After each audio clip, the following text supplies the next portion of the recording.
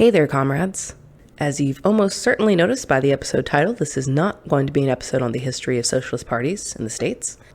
I was moving last week to a new house, and Grady is going back to school.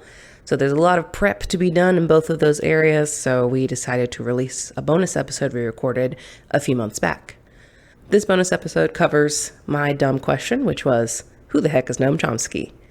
Few notes on this. One, this was our first in-person episode, so the audio we were still kind of figuring out.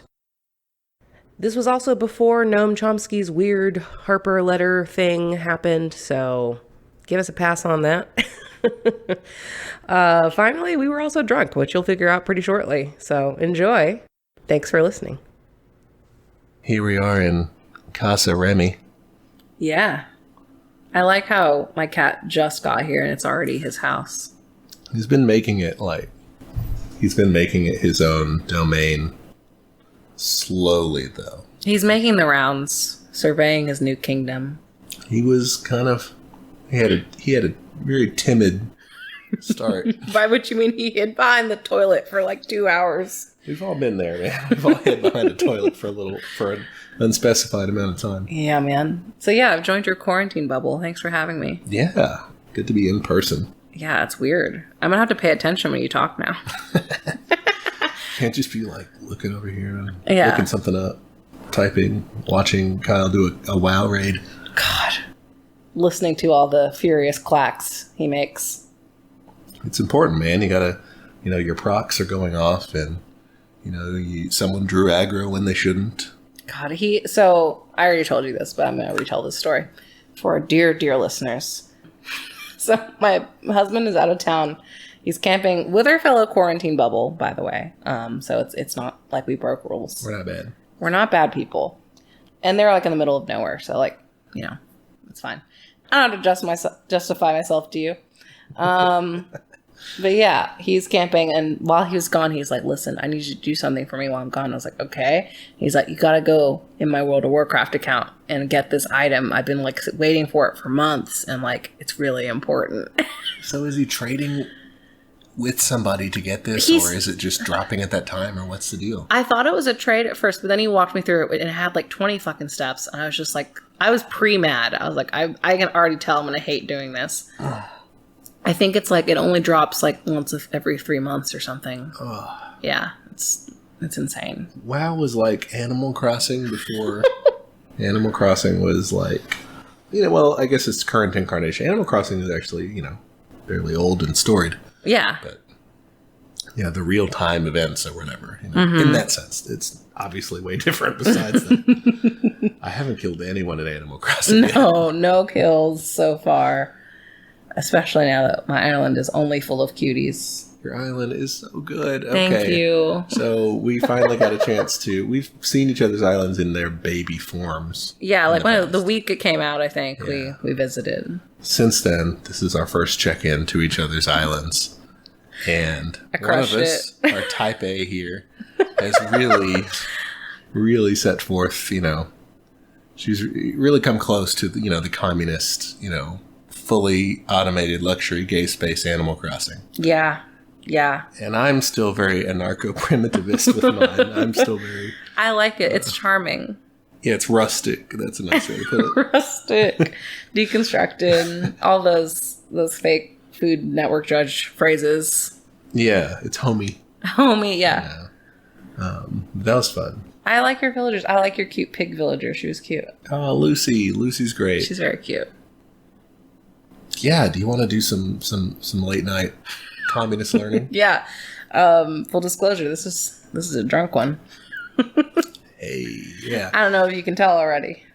If you couldn't tell already, we don't strictly adhere to all the lines of what the Soviet Union did. We don't even think that's very useful for leftists to do.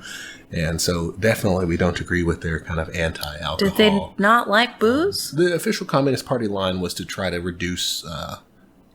from their perspective, reduce alcohol abuse because it was a major problem in Russia. And so they were trying to advocate against that. Okay. Most of them were pretty strict in how they tried to apply that. And they got all teetotaler. Yeah, just basically don't do it. It's bad. But we don't do that. No, we don't. We ignored that part. This is our coziest recording situation yet. Like, I'm on a couch. I got a blanket and a glass of wine. I'm pretty happy. Yeah, we're all laid out here. It's great. We just played some Mario Kart. I won a good number of the races. You did. I did pretty bad. Roy treated me well. Roy, we have a joke that Roy is an abusive partner to Grady. Because every time he plays, like, he'll do great, like, the first race out, and then he'll start doing shitty for him. Yeah. 1, 2 races, something. It holds for a little bit, and then I drop off pretty steep. That's probably because we also drink when we play Mario Kart. Yeah. So it doesn't... When it comes down to it, I'm not surprised we're recording right now, because the traditional trajectory of us hanging out is we drink, we play games, and then we just talk about politics. We talk some politics, talk about some leftist stuff, and here we are. Okay, I will fess up to why specifically we are here, though. Because I did my thing where I had an embarrassing question, and I covered my mouth and shyly asked the question, who is Noam Chomsky? See, it's not that embarrassing of a question, though. Lots of people don't. Can I tell you who I thought he was? Sure, yeah. I thought he was like an old dead philosopher guy. And then I saw him on Twitter with a picture of his face, and I was like, wait a minute. This guy's still alive. This guy's still kicking. So that's what I know. That's not so far off. He's really old. How old is he? How old is he?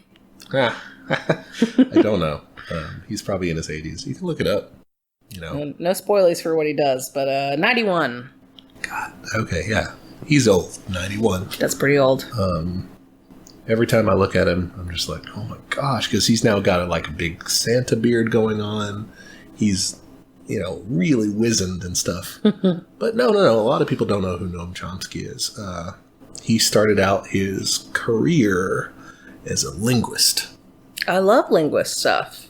Yeah, he was a linguist and came up with a theory of universal grammar. It's the idea that basically humans come into existence. One of our first things to do is to acquire language. And we, in some ways, our brains are pre-wired to acquire language astoundingly, regardless of where we're dropped into. Like, you or I could have been abducted by aliens, dropped off in sub-Saharan Africa, and just picked up whatever language, no problem. Yeah. And we wouldn't think anything of it. Like, humans are kind of pre-wired to soak up a language immediately. I have 2 tangents on linguistics. Mm-hmm. One, sure. My favorite book, or at least it was for a time, is called Holy Shit, The History of Swearing. Yeah, it's such a good book. It's really good. Recommend. 2, I also recently read a book called The Language of Food.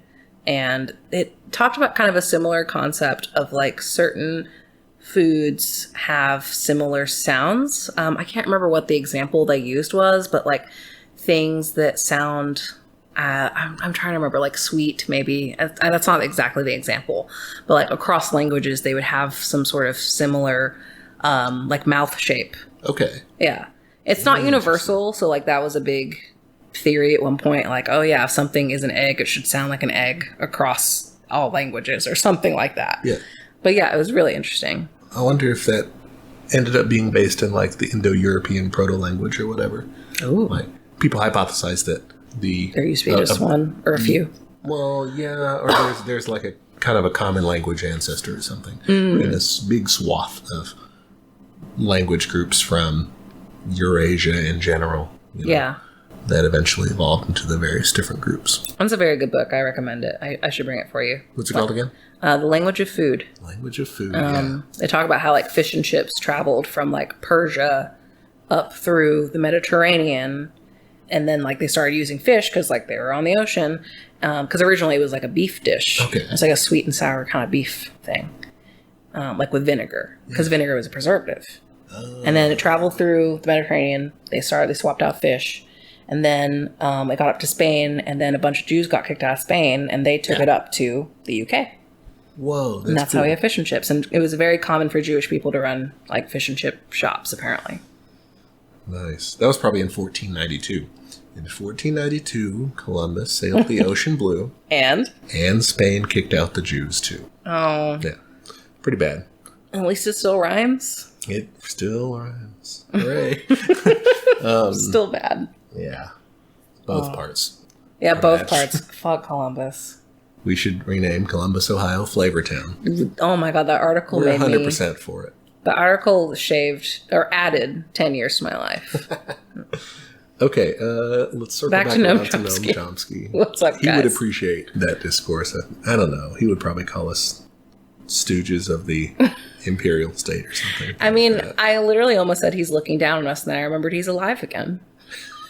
This poor man. I'm wishing he's totally his alive death. again. So he's totally alive, has been alive. He was a linguist, and he got involved in the anti-war movement in the Vietnam era. Hey, I like that. Yeah, he was... Good start. He's an academic. He was just in... I don't even know what university he was at, but he was...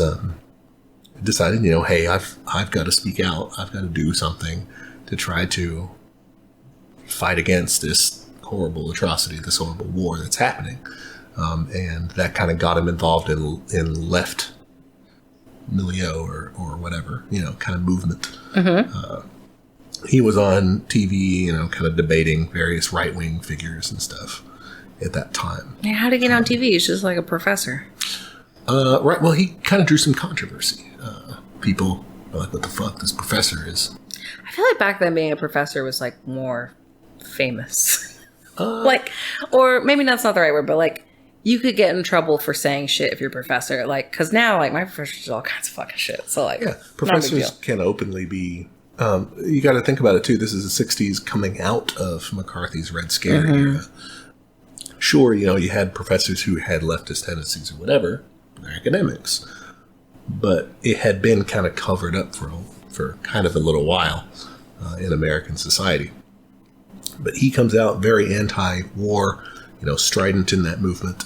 And he, over time, kind of develops into a major critic of American foreign policy. This is his main thing, although he also has a strong views in terms of domestic policy as well. Okay. But I think, where he offers a lot of really good points, is in his critique of American imperialism. Okay. America. That's good. Yeah. Bucking around all over the globe. And he drew attention to that. In the 70s and I guess maybe the 80s too. Yeah, in the 80s too. Late 70s, 80s. East Timor. Where's that? East Timor is Indonesia, right? Which would be Indonesia. Well, the first result was East Timor genocide. Yep. Go back to Google and search for Indonesia, East Timor or something. Okay. I think it's Indonesia. Officially, it's an island country in Southeast Asia. Surrounded by Indonesian West Timor.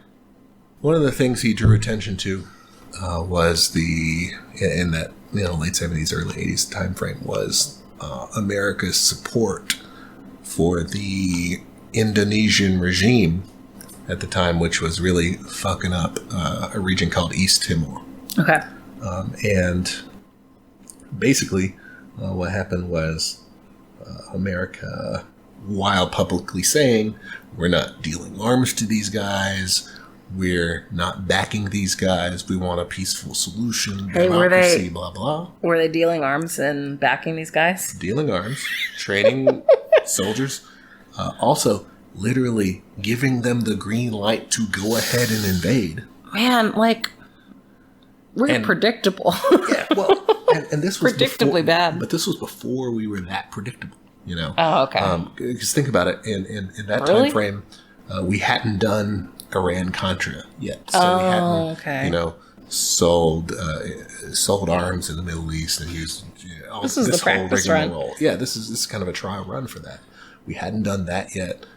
We hadn't done the weapons of mass destruction in Iraq, lying about that to get into it yet. Nicaragua. We hadn't. I know that one. We had done some stuff already. I mean, we had knocked off Arbenz in Guatemala.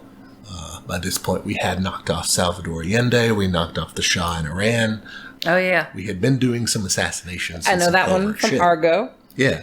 we had been doing some bad stuff. This isn't our first sin, but it's definitely a pretty bad one. But we have been out there saying, let's make sure everything's good for democracy, blah, blah, blah. Meanwhile, we're actually giving the green light for the Indonesians to invade East Timor and carry out basically a genocide. Jesus. Was it like maybe this is a stupid question. Is it like a cultural genocide kind of thing? Or is there any other kind of genocide? I don't actually know. Genocide, its standard definition is just, murdering folks. But I feel like usually it's applied in terms of like, it's all one kind of people. So you're saying, were they targeting a particular group. Ethnic group?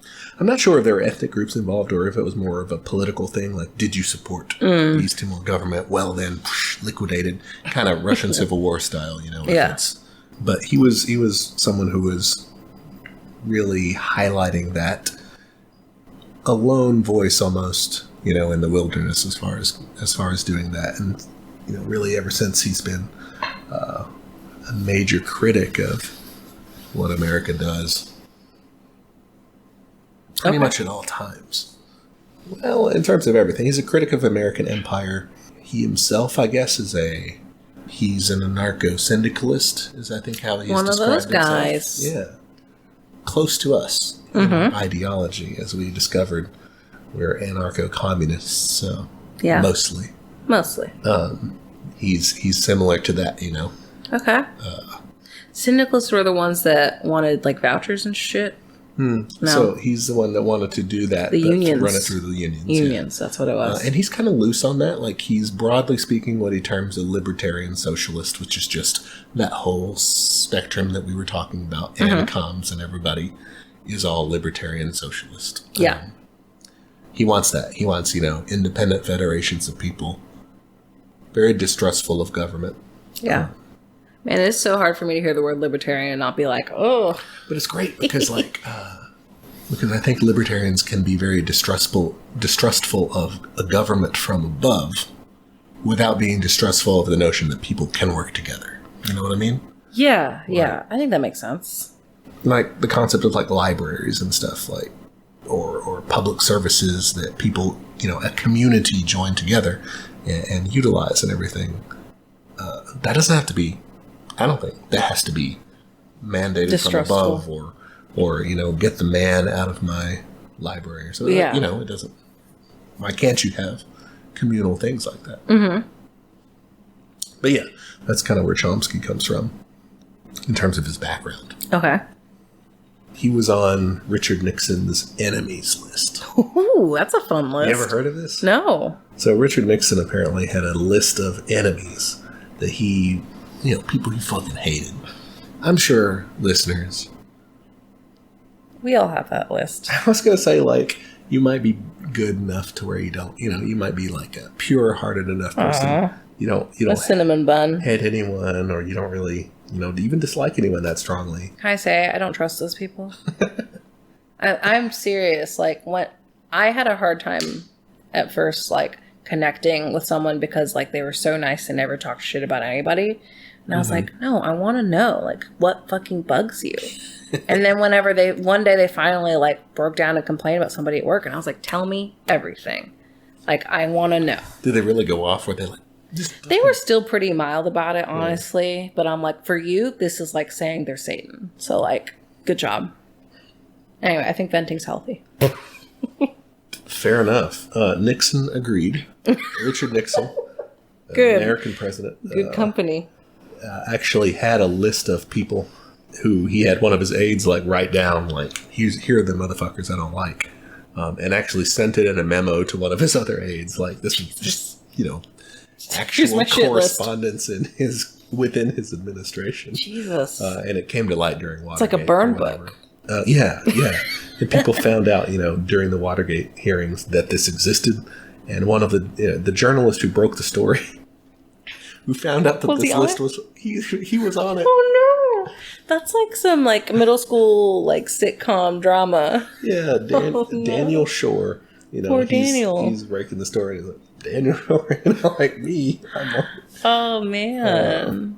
Nixon would sometimes he would target people and like, try to get dirt on them and try to, whatever. Anyway, Chomsky was on this list of enemies. I have also heard of Chomsky in reference to his work on talking about media. Yeah, I heard that I can't remember the name of that book. Manufacturing Consent. That's what it is. Yeah. There's also an incredible documentary based on the book. It's kind of 90s-ish. I love that. So it's cool in that sense, yeah. It does interviews with him, other people. It's a really good look at the media. I've read the book, but kind of long ago, so I don't recall off the top of my head too much about it, other than his main thesis of that American media is very bought into, is very, like, it's corporate. It serves a purpose, and its purpose is not just to inform its readers about facts in an unbiased way. Its purpose is not to make sure that America has a functioning democracy with well-informed voters. Its function is to serve the interest of the people who hold stock in it, the people who fund it. Yeah, I had heard about it in like more of a pop culture sense too. Like he referenced, like how popular television shows were kind of seeding imperialism, basically. Say more about that. What do you mean? Okay, so God, I hate that I reference the same like 5 things every episode. This is from the West Wing thing. You've got a thing, so yeah. I'm on a kick. Okay, maybe Senpai will notice me if I keep referencing them. But yeah, no, they were talking. I mean, this was from one of their episodes where I'm like going through the back catalog. But they mentioned manufacturing consent in the documentary, and they said like it talks about how like the Brady Bunch was using its platform to like be pro like war and stuff like that, like basically setting up these characters that you like that also like bad things. Dang, the Brady Bunch was, I mean, I don't know, I'm pro-imperialist. Again, this is secondhand. So your likable characters are, I think that was something with, what was that show? All in the Family or something. Where Archie Bunker, he's like the crotchety old dad. Yeah. But the thing was, the writers were like trying to say, look at this boorish guy. He has all these retrograde views about race and whatever. What an idiot. But people, nowadays, and just, anyone who kind of, a lot of people who appreciate that show from back in the day, liked it, identified with him, even though the writers were trying to like say, yeah, look at this dummy. Look at this doofus. Yeah. They're like, yeah, wasn't it better when Americans, men were men and, I feel like that's common in a lot of media, like the whole anti-hero trope. Like, how many fucking dumbass dudes think that Walter White is the end hero of Breaking Bad? Walter White, good guy. Tony Soprano. I want to be like him. Yeah. It's like, no, that's psychopathic. Yeah, for sure. I mean, I guess that speaks to maybe Americans' feeling of alienation, just latching on to somebody who also fights not against the system, but like feels aggrieved by the system, even though maybe the system is actually working for them. Yeah. Oh, there's another point I wanted to make about manufacturing consent. Yeah. Oh, yeah. Where can people stream that? Oh, yeah. It's on YouTube, man. All of it? Check it out. Manufacturing consent. Hell yeah. 2 hours. Yeah. Hell yeah. So, yeah, check that on YouTube for sure. He breaks down kind of one of the interesting things I thought from the documentary was his meticulous, I don't know how this guy had that much time on his hands, but his meticulous breakdown of the New York Times coverage of the Indonesian occupation of East Timor, what we were talking about before. Yeah. But he was analyzing like how they referred to various things, whether it was, terrorist group violence, whatever, or like, state police actions or, terminology in terms of like we mentioned this in the police episode with passive voice and things, and kind of trying to excuse what different groups were doing and make other groups sound like they were terrible. Yeah. I mean, that stuff matters. And I think that's what frustrates me when people say things like, oh, like representation shouldn't matter that much, or like basically dismissing a lot of media in terms of like what kind of impact does it actually have. And it's like, it's a lot, man. And like,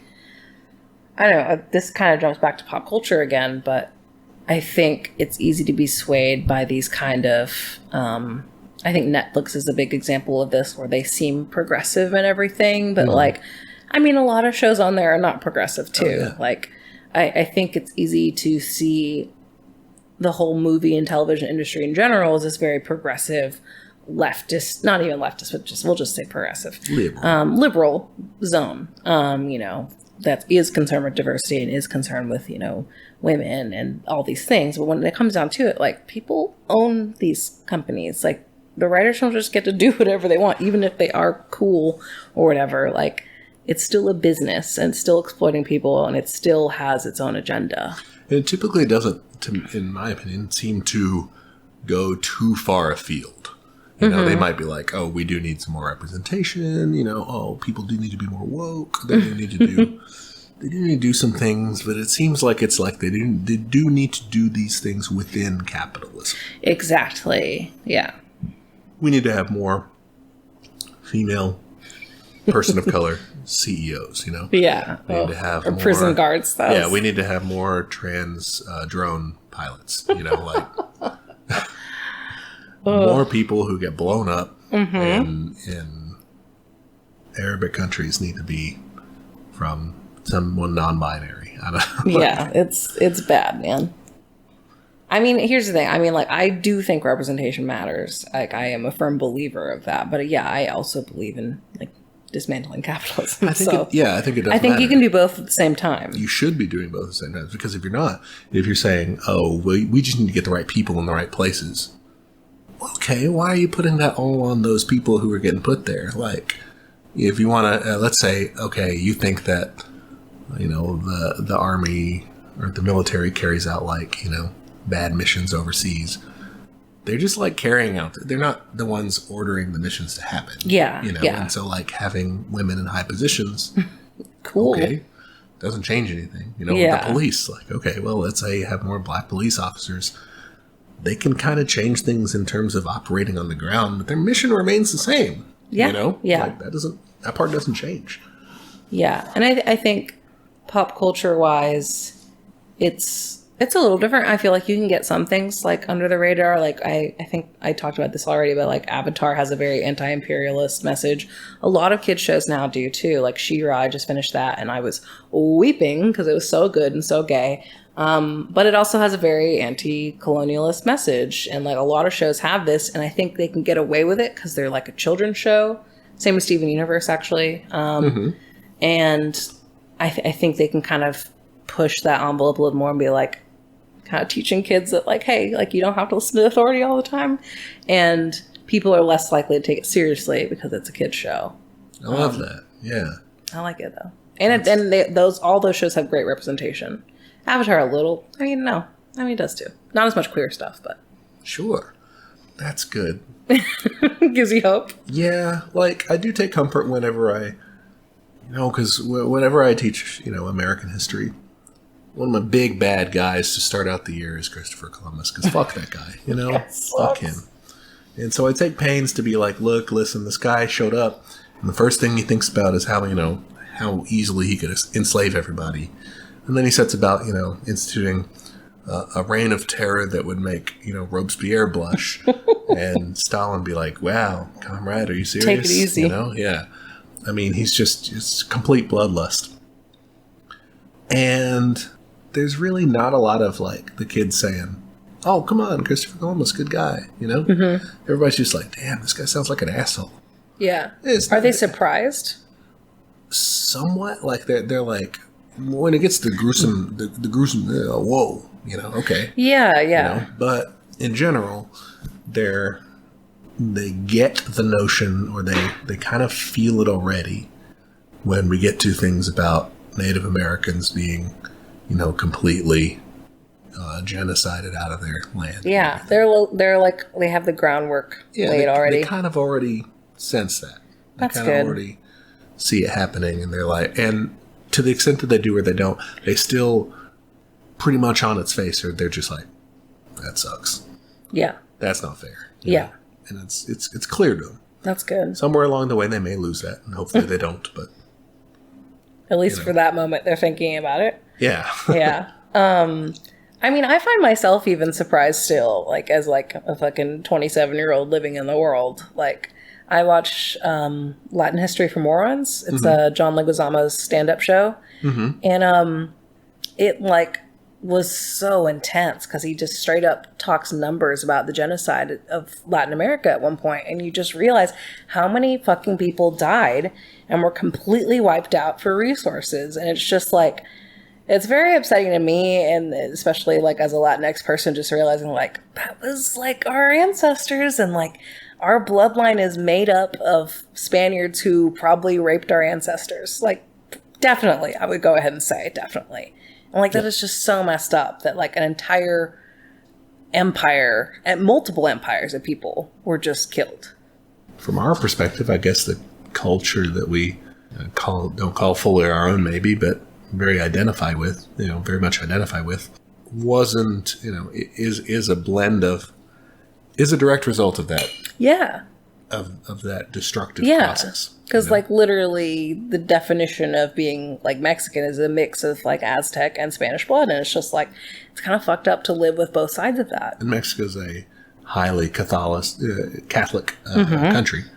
And that Catholicism was put to them at the end of a sword. I mean, I'm writing a book right now, and a lot of this is part of it. So I don't want to give away everything, but yes. But yeah, like a lot of the, the temples, I call them the churches, the cathedrals that they built. You just forgot the word churches, homie. Cathedrals. That they built were purposefully on top placed, of. Yeah, they were placed on top of, Aztec, Mayan shrines of various sorts. Yeah, yeah. Native religious rites were, crushed in that way. Yeah. It's just fucked. How can we circle back around to Chomsky? Back to Noam Chomsky. I forgot Chomsky, man. Yeah. What else did this dude do? The old chomper? Do they call him the chomper? That's a good nickname. Supported the Occupy movement. Hey. He is one of the most cited scholars alive. For linguist stuff, not for being a leftist. Yeah, that's such a weird mix. It really is.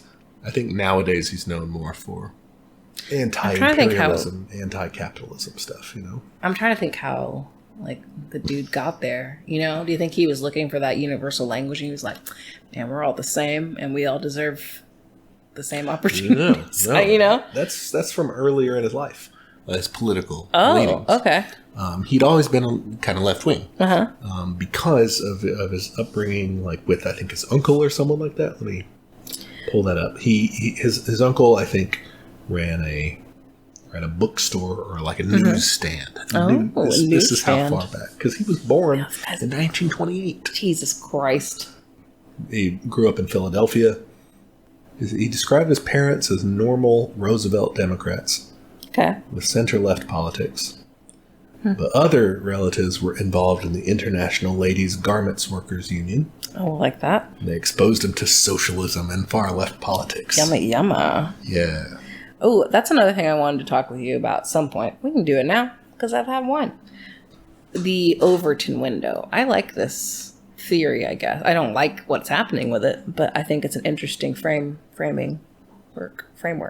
The Overton Window being, as you understand it? As I understand it, it's the idea of there's kind of like an acceptable range of opinions, politically speaking. And, you have the left side and you have the right side. And what made me think of it is then you're describing his parents as like centrist Democrats. And I'm just curious as if we brought those people here now, would their centrist Democrats be anything like our centrist Democrats now? Because the Overton Window, from what I understand, has shifted dramatically to the right. In terms of economic things. Economic, yes. Yeah. Sorry, socially. So like this window is like stretching. It's weird. And it's like vertically. But you're completely correct. It's vertically growing horizontally. Wait, hold on. Shut up, guys. I've had some wine. If, let's say economics, which one do you want economics to be, horizontal or vertical? It's typically horizontal. Okay. So we can say that it grew horizontally to the right, but vertically it scooted to the left. Socially to the left, which means... So like libertarian. Yeah, okay. Sorry, guys. That was really convoluted. I just really wanted to picture a window squishing and squashing. An oblong window. Yeah. No, but like, okay, yeah. So you raise an interesting question. If you brought his parents here to the modern day, be racist they would have voted... Well, I don't know. I mean, they're Jewish. They probably wouldn't have had to, probably wouldn't have had too many personal prejudices or whatever, and probably would have hoped that everyone were treated equally under the law because they're in the minority at the time. But they would have been voting for Bernie Sanders. Yeah. Bernie Sanders is essentially, Roosevelt. Yeah. In terms of what he's actually And now if you, again, looking at the media and how they portray things, that is portrayed as like fucking far radical left. When It's like, no, you don't even want to know what far radical left has in mind because that means y'all are up on the wall. Yeah. So I was right about he was substantially influenced by his uncle and the Jewish leftists who frequented his New York City newspaper stand to debate current affairs. So he frequented left-wing and anarchist bookstores, which I want to go to an anarchist bookstore. I would love to go to an anarchist bookstore. That sounds dope. He wrote his first article at age 10 on the spread of fascism following the fall of Barcelona during the Spanish Civil War. Barcelona being an anarcho-syndicalist. I remember you said that. Like city at the time. Yeah, it was kind of doing its own thing until the fascists came and crushed it. The only thing I know about the Spanish Civil War is that it was nasty AF and that like lots of cool art came out of it because everyone was so traumatized. Yeah, that's where you get Picasso's Guernica, right? You get Guernica, and then also, this guy did a bunch of cool etchings too. That's fine. I am too lazy to Google that one. But yeah, it was very fucked up. It was. I think you have Hemingway was in the Civil War at some point, like an ambulance driver or something like that. I know Orwell went. He wrote Homage to Catalonia and stuff like that. Man, why would you go to a Civil War, man? That sounds like the worst time to go somewhere. I mean, I guess it was what was happening. Especially if you were interested in anti-fascism, Yeah. Well, according to the president, if you were a terrorist, But if you were interested in fighting against fascism at the time, your governments weren't doing anything concrete yet. Yeah. They were still saying, this isn't us, this isn't us. Nationalism. No. Yeah. Unless you were in Germany, unless you were in Spain or Italy, like you didn't have a way to do anything about it. Or if you were, getting invaded somewhere that they were invading. This was the only way to do it. I mean, America had a volunteer group of people called the Abraham Lincoln Brigade. What a name. That went. Yeah. It was, sort of informal to start out with, but it was various, leftists pretty much, and or just young men wanted to go fight, but they, went to the Civil War, volunteered for the Republicans, the Spanish Republicans, which are not ours, American Republicans, but fought against fascism there. Damn. Anyway, Chomsky identifying as an anarchist by the age of 12 or 13. Like, damn. Really that's cool. I was not that cool at that age. Dude, all your birthday, I'm putting you on blast. All your birthday lists were like, I want $1 million. Yep. Mm-hmm. Like you just wanted money. Super materialist, man. I still am. I am. Stuff is fun. I like it. I like stuff. Same. I want to abolish stuff, but I like it. I don't want to abolish. I want everyone to have as much as yeah. I think we can do that, man. There's enough fucking money. There's enough resources. It's just some assholes at the top, man. I mean, there's not like enough. Okay, we all gotta take a step down because like fucking climate change, guys. But once we figure that out, we'll be fine. Yeah, I mean, we probably will. This is the wine soothing me to sleep. Like, I'm fine. Don't worry about it. Yeah, it's okay. Just put it away. What other questions do you have about Chomsky? I literally didn't know who he was as a thing. So you probably tell me any fact and I'd be like, cool. Did you know Chomsky is 1/64th giraffe? That's not true. Couldn't tell me that. I haven't finished this class yet. Try it again later. Yeah, I guess I just want to know what like his big theses. Ew. Theses is multiple. Thesis is just one. Well, I was trying to say theses multiple, but it sounds too much like shit. I want to know what are his big ideas? What's the big shit about Chomsky? What's the big shit about Chomsky? That's the name of the episode.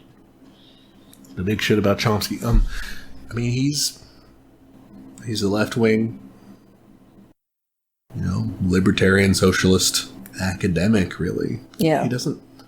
But that's interesting to me that he's, again, like, he's an academic, but in a different field. Like, that's funny. Yeah, now he has a lot more, cash. He's got a lot more pull in terms of political things just because he's spoken on it and researched on it so much in his own. That's cool. But yeah, he's a really good voice, I think, to listen. So if you're a listener who's more of a hardliner or more sympathetic toward like strict, straight up Marxist-Leninist communism, or more tanky in your affiliations, you might see Chomsky as more of a softie, more of a sock den. Would you consider him that? You would consider him that because he's less authoritarian. I mean, he's in that bracket that doesn't. He would be someone who's like, no, I don't want a vanguard party. I don't want to be. Okay, yeah. I don't like authority, basically. Yeah, that makes sense. So but he's not like a reformist kind of guy. I don't think he is, and he was very critical. It was a weird what he was doing, but he was critical of people who were saying, Bernie Sanders, so far left, blah, blah, blah. And he was like, this guy's Roosevelt. This guy, it's not that that's crazy. all he's doing. It's just the New Deal. He was actually saying, Sanders would be better off if he would just tell people, I'm going to, do the New Deal. Yeah, did you like the New Deal? Let's do that again. Yeah, he was saying, like, he doesn't need to be going out there saying, I'm a socialist, I'm this, that, because he's not. He's just doing small reforms, Yeah, it's true. Yeah, he probably could have done a lot better, huh? He was critical of him in that sense, but also, obviously supportive of him because he did, he does like the direction that would be going. Another thing I really liked, there's a video of an interview that Chomsky does. I don't remember the year, I think, because it's in the late 90s sometime maybe, or early 2000s. I don't remember if he talks about about George W. Bush in it too.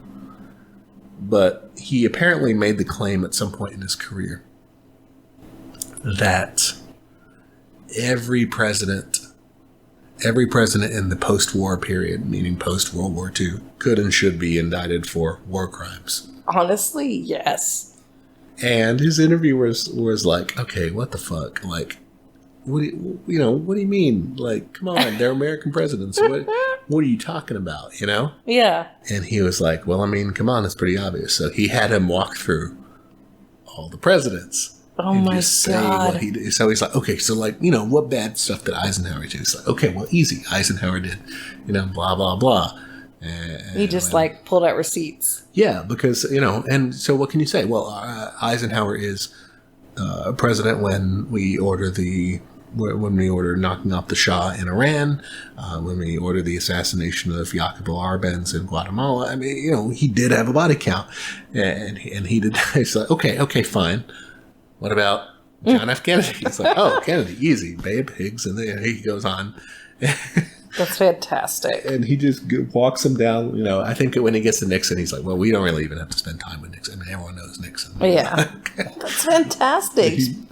Puts him on blast. Yeah, all of them. I think he goes through Clinton. I know. I don't remember if he also talked shit about George W. Bush or not. I don't know if that had happened yet. But I agree. It's when you criticize Obama and say, oh, he did all these drone strikes and stuff. People say, well, by that standard, every American president. Yeah, and it's like, that's bad. Like, maybe we shouldn't have an American president then. Yeah, like, obviously there's something fucking wrong if every American president ends up a war criminal by taking the office. Like, Yeah, maybe that's not a good sign. Just because everyone's doing, it's the fucking classic don't jump off a cliff thing. Like, you can't just, it doesn't make it okay. Ugh. But no, one thing that I saw in the news recently, apparently, was that Chomsky apparently said that Trump is the worst criminal in history, undeniably. Just criminal, period? Just criminal. Like, I don't know if he means... Like, as a president or just as a person? Well, no, what I mean is I don't know if he means worst in terms of offenses or worst, or worst in terms at of being bad at it. Yeah. I like that. I'm picturing, like, he's got his little... Oh, this is in Jack. What do you call it when a robber has, like, a ski mask? It's not a ski mask, though. It's just... I'm picturing the Hamburglar right now. Oh, the reverse ski mask. Where it's just like a mask, and it's just like a bandana, basically, with eyes cut out. I wonder what you call that. It's called the Hamburglar. It's called the Hamburglar. Oh, yeah. I'm picturing Trump in one of those, just, like, badly trying to do crimes. I saw this tweet the other day, and I saved it for later because I wanted to come back to it. For the record, the person who told me that I needed to read Marx to keep reading Marx and to not read Marx through lenses that presupposed that what I would find there conformed with what I'd been told about Marx was my dissertation advisor, and her name was Angela Davis. This is from @TouchFaith on Twitter.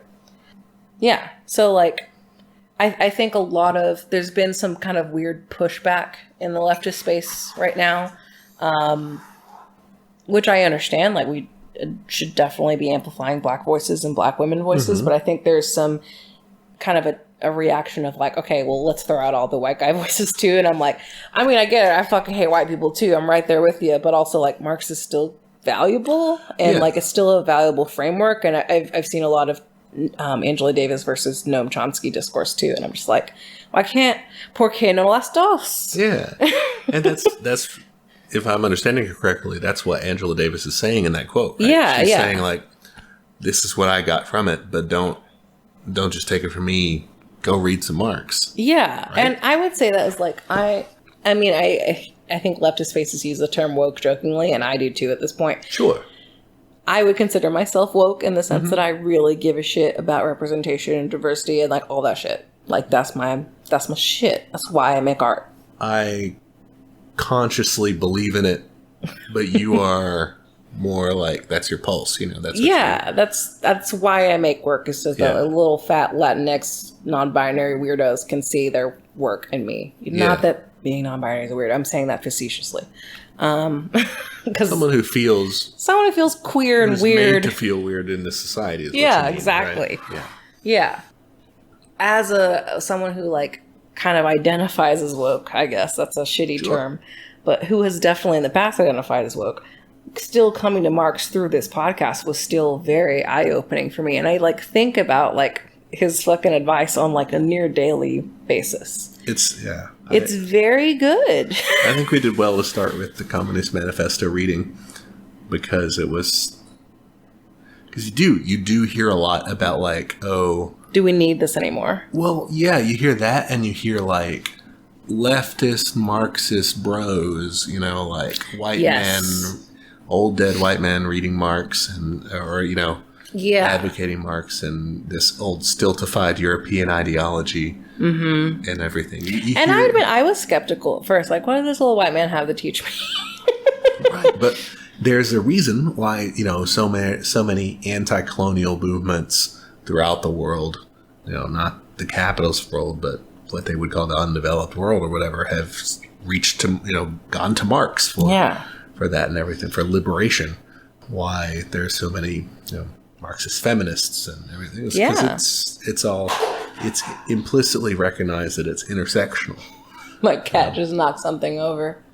And it's not the intersectionality that liberals will sell you of like, well, slap a rainbow sticker on it and McDonald's is intersectional or something. You know? Yeah. It's actual anti-capitalist intersectionality. I mean, here's the thing. I think I've been very impressed with how the Black Lives Matter movement, for the most part, in some more centrist spaces it has not, but has embraced like an anti-capitalist structure. And it's very telling to me that like these two things are intertwined, guys. Like, we cannot just pretend once you stop hating brown people, the world's going to be great, you know, or that once you get rid of capitalism, that you'll suddenly start liking brown people. Like, you got to do both. Right. Yeah. If you, I don't know, what's the best way to put it? Yeah. I mean, I just think you're right. That's the best way to put it for me. To it. You just said, yes, that's correct. I mean, they're so intertwined. And like, I mean, we talked about, the genocide of Latin America and their indigenous peoples. Like, those two things were combined. People went into a region, said, this place has stuff. I deserve this stuff more than the people who live here because they're not as good as me. And that's like all of capitalism is I deserve this stuff more. Yeah, exactly. That's what I was thinking of, is the passage in Marx that we read that we both were like, oh, this is something, is the part where he says, the pursuit of more markets will drive the capitalists all across the globe in empire, in search of empire.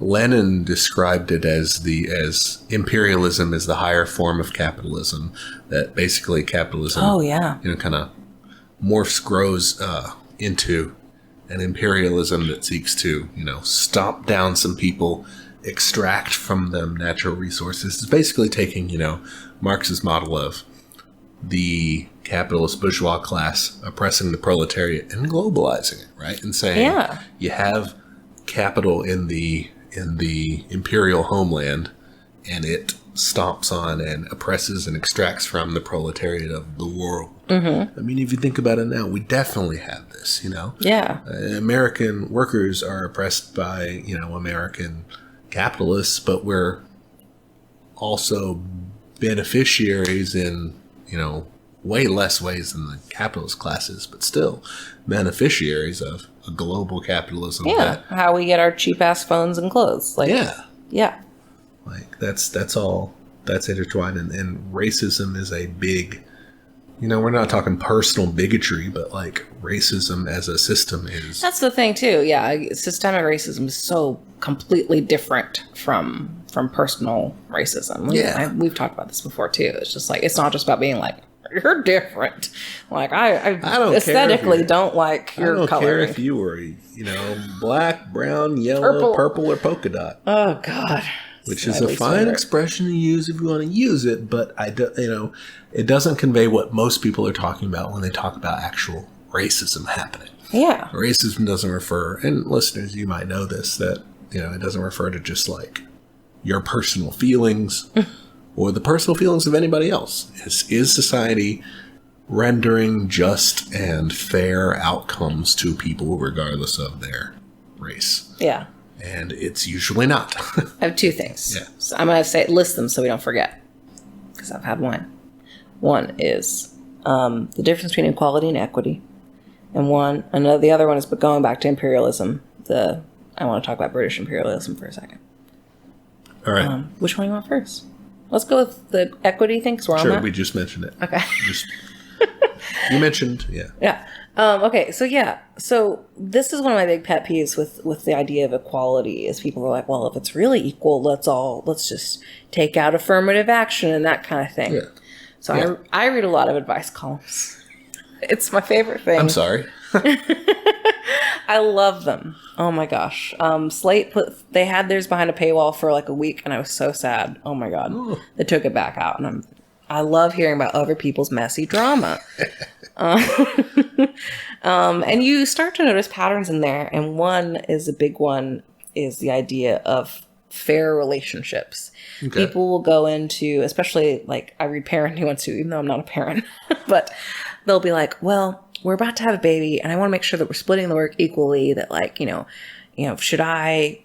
we just do daycare? Should we do this? Like, they're just, this applies to other things too. This is also, I read a sex advice column, and they do a similar thing where it's like, do I need to reciprocate if this happens, and blah, blah, blah. And across the board, these columnists are like, no, equality is not the same thing as equity. If you do this for me, that does not mean I have to do an equal and opposite reaction for me. It means like, do both people in the situation feel like they're being treated fairly and that like they're cool with this, basically. Like, it's not like I'm going to set a timer for like, I handed you the baby, go. I'm going to go chill. Yeah. Like, that would be insane. But if it just makes more sense, like, okay, yeah, I have a more flexible work schedule, so yeah, I'm going to have the baby a little more. Like, that's what you got to do. Yeah. You know what I mean? Like, I feel like people get so hung up in like literal equality that they don't think about equity. They want to make sure they don't get ripped off. But yeah, I think that people get hung up in that with equality versus equity in terms of, yeah, they're like, oh, if we're all, and another thing is that when people say, oh, if we're all equal, let's take race off of like job applications and stuff. I'm like, one day maybe, but not right now, because that means only white people are, you know, like they'll find another way to discriminate via like, you know, names, you know, they'll be like, okay, yeah, I'm not going to hire whoever because of this. So like, and they do discriminate. They do that already. They do discriminate names wise. I think that, I think people also get hung up on the thing of like, well, I didn't benefit from slavery, so I don't know why I have to suffer. Or maybe like I personally didn't do this. Yeah, like, cool. Or if they're more sure, they'll be like, my family didn't do any of this stuff. You know, whatever. It's like you still had a leg up, bro. You didn't get redlined. The thrust for most people doesn't seem to be take away from the white people give to non-whites. It doesn't seem to. I don't know. The main emphasis isn't really on taking away from people and giving to others. It's just like making sure that people get what they deserve. Like, people get. Yeah. You remedies these social ills. And that's what confuses me too, especially when you talk to like, I mean, poor whites. Like, I don't know. There's a more polite way to say that, but there's this idea of like, well, no, I'm going to get taxed and then they'll have it. And it's like, you're probably not getting taxed that much, dude. Yeah, I guess that's a better way to put it is, yeah, if we're running like, okay, how we would put this together, right? We would probably put this together as like, just tax the fucking rich people. Yeah. Some more money. It's just the rich people. Put it in the general fund. We're not, okay, this is another smart political thing to do if you're trying to advocate this is, don't fall into the neoliberal trap of paying for things as you go. Of saying like, oh, I will raise this percentage tax to make sure that we can do this program. Don't fucking do that. Because what they're trying to get you to do is to create a equality tax, to create an affirmative action tax. Oh. All right? Don't do that. Just raise it like once big time and then pay for everything? Yeah, what I'm saying is, just deal with the tax rate separately. Raise taxes and do that. And just be like, this is for stuff. But also decide, we're going to fund these things. I think that's a good idea. Because, otherwise it does get branded as a death tax or whatever tax. They want the death tax. They want the healthcare, the Obamacare tax. They want whatever tax. They want to call it something that they don't like so that they can rail against it. What you do is just say, we're going to do these things. National priorities, we want to do them. And then also say, we want to set the tax brackets at this so that the rich aren't sitting over there lording it up with their I had a brain thingy. The people that are fighting these taxes are the mega rich who also own the media and can blast that shit out. Yes. 100%. Back to Noam. Noam Chomsky would agree with you. He would also probably refer you to works of Angela Davis to read more about it. They're buds. This is something that we saw play out live before our eyes. How many times did we complain that we send fervent all caps texts to each other when we were watching the Democratic debates, when Jake Tapper's ass or whoever else would go up there and say, and they would go up there and say, Mr. Sanders, sir, how do you intend to pay for your incredible program? The Congressional Budget Office says this is going to blow a $3 trillion deficit and the $3 trillion hole in the deficit. How do you intend to pay for this program, sir? You really captured his chin in your impersonation of him. Somehow. Okay, so, you spend 7 debates asking how the same fucking question. How are you going to pay for social program X? What they want to tell you is, I'm going to put social program, I'm going to put the Bernie Sanders tax on you, or whatever. But hey, all of it is a farce, right? And Noam Chomsky would encourage you to peel back that veil and say, okay, well, why are they asking the same question over and over? And then why didn't they ask that question when they dolloped $3 trillion worth of stimulus onto the stock market in a fucking month? Dude. Where were they then? Well, that's because, who's funding that thing? They're the ones who are drinking at the $3 trillion trough. That's hard to say. Yeah. Again, I mean, the same fucking conservative ass people who tell us like, oh, millennials, you need to stop having coffee every day to save your money. Apparently, my landlord is also paycheck to paycheck, and so are the airlines and all these other fucking people who can't go a month without making profit. The landlords, the airlines, the malls, Everybody's really in trouble. They too much avocado toast. That's what it is. You know, too many lattes. Turmeric lattes. Yeah. Is it turmeric or turmeric? Gosh, I think it's turmeric, but I don't know. I don't know. You're like, I would expect you to know. Yeah, that's... I'm the foodie.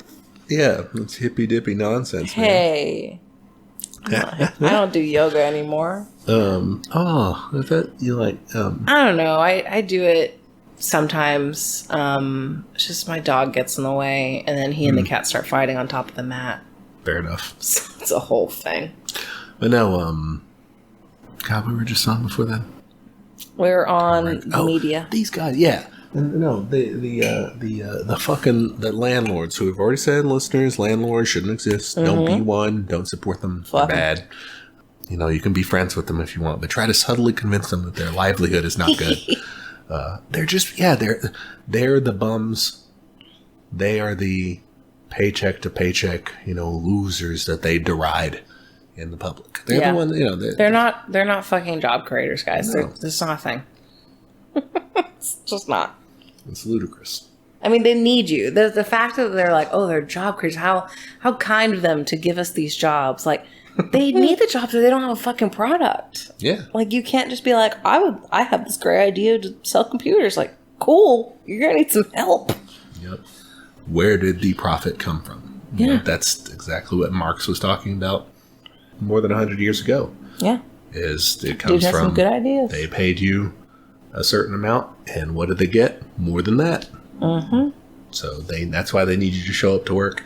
That's why they need to reopen the economy, because they can no longer bleed you dry for your excess profit, for that labor that they're not paying you. Yeah.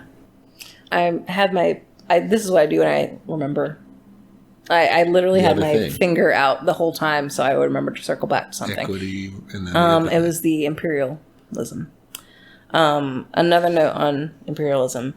We were talking about how it is completely linked to capitalism. Mm-hmm. If you think about the fucking East India Trading Company, that was the British Empire. That was the whole thing.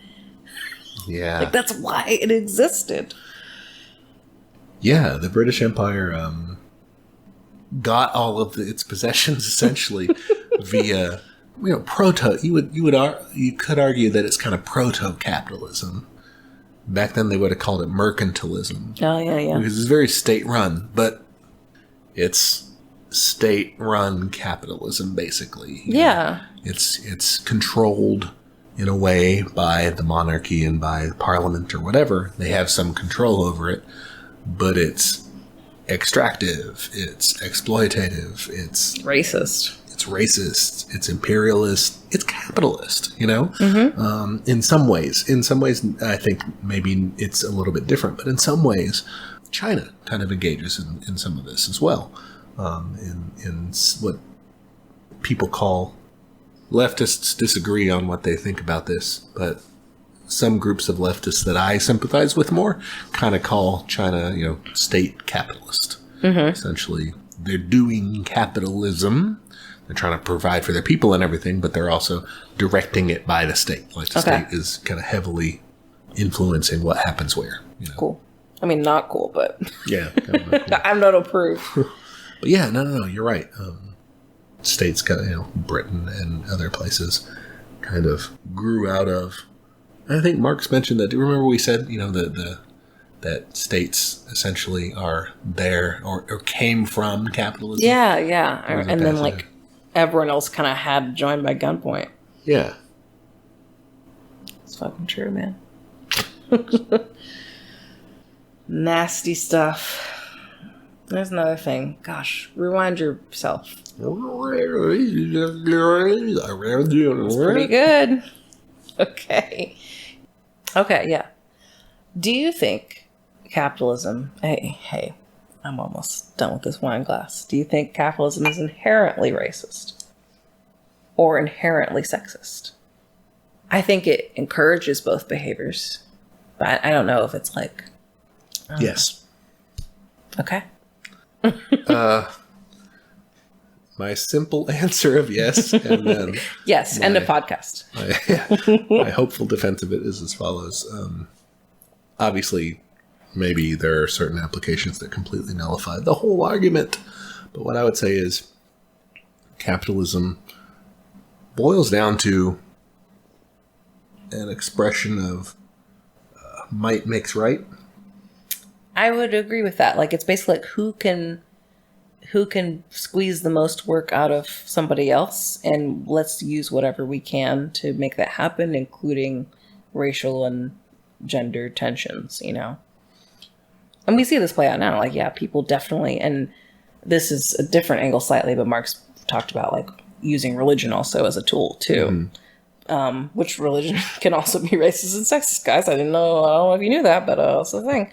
But yeah, it's definitely in their toolkit to use as a reason to exploit people or a reason to encourage people to be exploited. Yeah, for sure. Labels people as exploitable, right? Divides the proletariats to keep it from rising up in a revolutionary capacity. It's also not unique to history. Like previous stages before that, of course, were sexist and were racist or were discriminatory.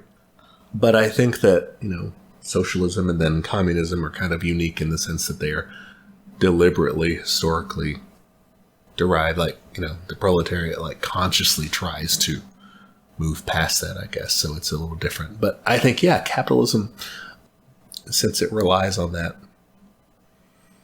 I think it relies on division when it comes down to it. Yeah. Say more about that. Yeah. So, like, I think if you think about, the opposite of that, which is a union, where you are fighting for other people who, like, are different than you and everything, but, like, you are still doing the same work. You're still working together in this. And I think capitalism encourages people to be out for themselves, which means it encourages... Atomization, yeah. Exactly, atomization. That's a great term. It encourages this, like, kind of cult of the individual, like you... The rugged one person individualism.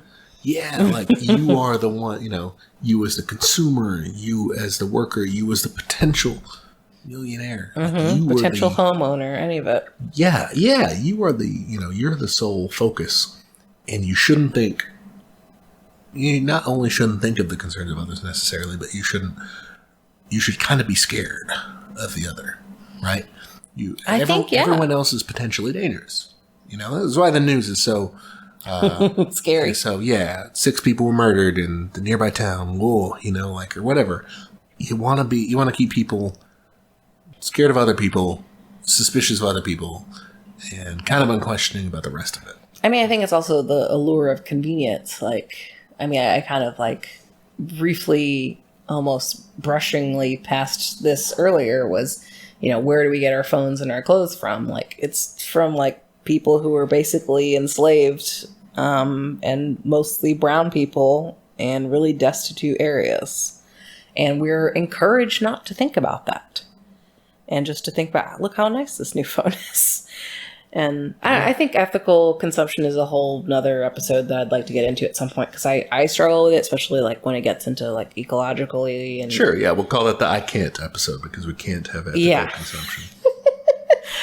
Yeah, and it's something I struggle with every day. Like, it's like, man, like, is me not buying something really going to fucking bring down the system? Like, I don't want to be like defeatist about it, but it's also like, should I try to do this small good thing and support a smaller business? But it's just, it's a whole, again, future episode.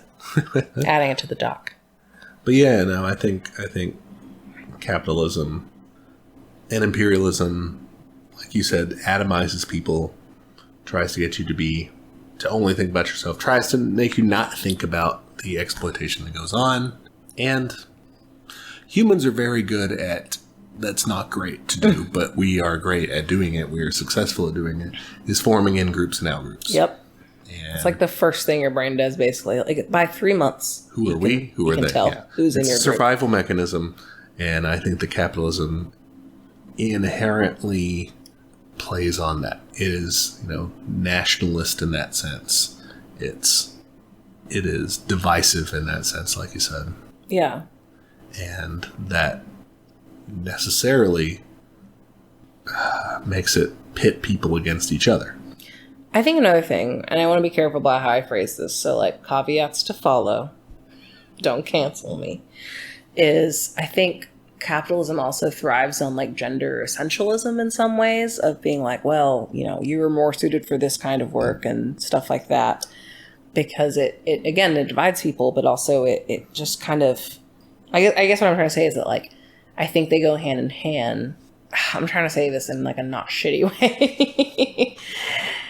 I don't believe in gender essentialism. Gender is extremely complicated, like both biologically and like psychologically. Like it's a whole thing, guys. It's way more complicated than what fucking chromosomes you have. But I think capitalism benefits from trying to reduce it, because then it goes, okay, this group is stronger than this group because I said so, so let's exploit this group. And so I think it has the potential to use those divisions of gender in terms of who can produce more work. So, like, think if capitalism posits that, you know, women are weaker than men, they can afford to pay women less. Because it decides that. Yeah. And if you think about things like phrenology and, you know, that whole, you know, eugenics, they try to use fake science to suppose that these humans are less good than other humans, and that way we can exploit their labor, and it's fine to do.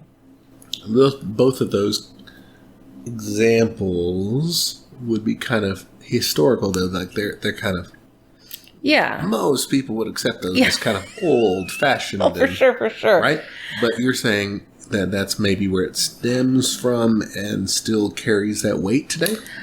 I don't know how much it carries today. I think you definitely saw people who are in a more traditional mindset, probably not with race, hopefully, Jesus, please no.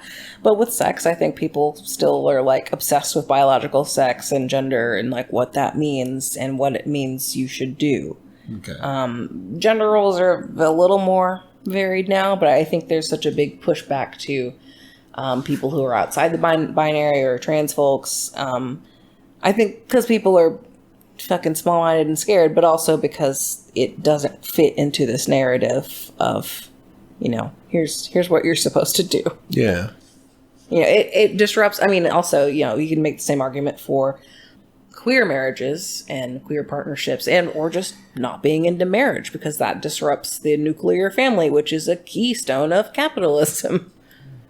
So, like, I think that's a big reason people are scared of queer folks. Because we can fuck it up. In a good way.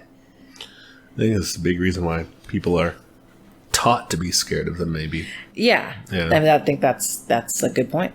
Yeah, because I don't know. I kind of struggle with this, is how much is conscious and how much is unconscious. Like, I think that a lot of, I'm not a big believer in smoke-filled cabal rooms of capitalists saying, we got to do something about the queer problem, you know? Like, yeah.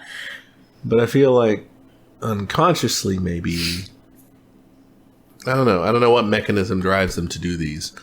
Well, I think if you look at even, and we're going to get into this in another episode, but like, if you look at even the recent Supreme Court decision of like, yeah, you can now sue for discrimination if you are fired for being trans or LGBTQ. If you think about the further implications of that, at the end of the day, people are going to have to pay more money. And I think they don't like that. If you think about, okay, so my example would be, think about a white gay man couple. They're doing okay financially as long as their employer isn't a total bigot. Because they're getting paid the salary of 2 white men, which is more than the salary of a lesbian relationship. Okay. So if this lesbian relationship, like, if something happens discrimination-wise, it's no longer okay to shit on them for that. Things like Title IX, it's no longer okay to fire someone for being a woman. That means you have to pay the woman the same amount as the man.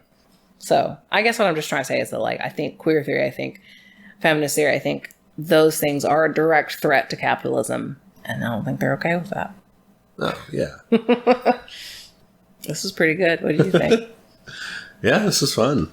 Yeah. Free flowing. We're just jamming. Well, I have to pee and I need to sleep. All right. I'm still in the capitalist system, so I do have to work tomorrow.